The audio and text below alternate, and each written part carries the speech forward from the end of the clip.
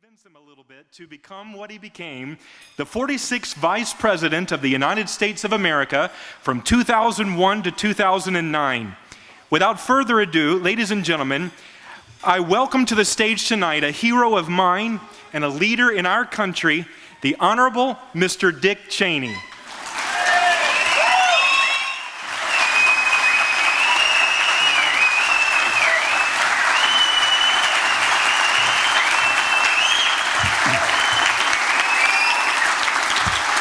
Mercy. When I made the decision to go to Halliburton after I left the Defense Department, I had decided, I'd thought about whether or not I wanted to run for national office myself and decided I did not, that I'd had a great 25 years in the public sector and the idea of going to take over Halliburton was very appealing and very attractive. And so I went with great enthusiasm and became the chairman and CEO of Halliburton, and I loved it. It was a great company, but it was a great industry and a great business, and I was always proud of what we were able to do as an industry, and never more so than I am now when I think about what's happening out there, what we've done by way of developing the technology and risking the investments and working very, very hard to make us, in effect, self-sufficient in energy.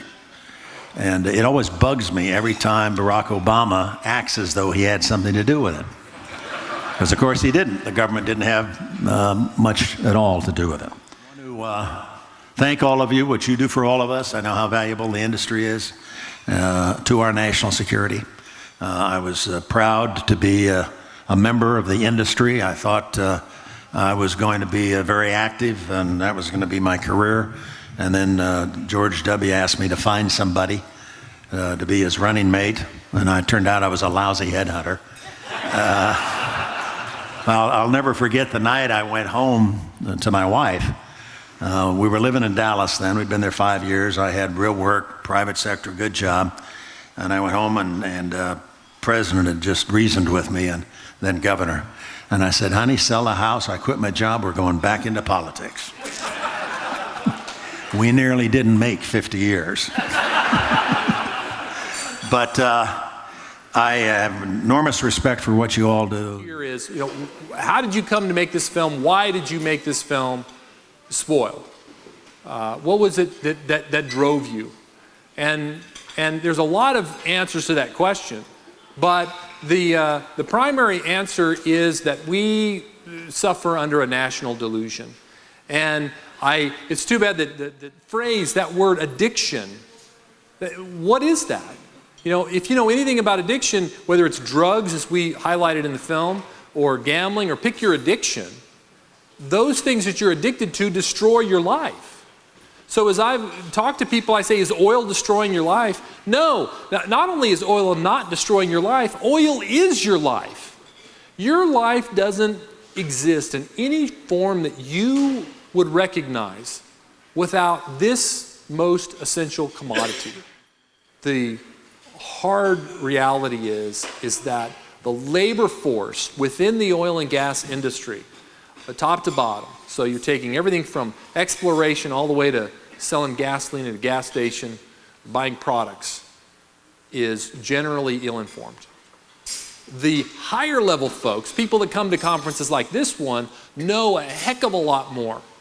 But the people who work in the industry don't really know that much. They're concentrating, and I get it. Look, this is real life. You got families to raise. You got businesses to run. And it's difficult to know a business that is so multifaceted. There's so many different categories to this industry. And so imagine shale oil revolution does not take off. We can continue to descend. And now we've got the Middle East blowing up. Where would we be?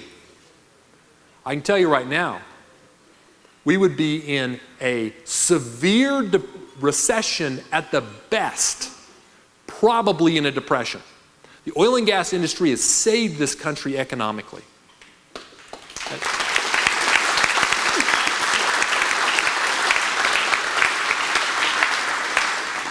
It is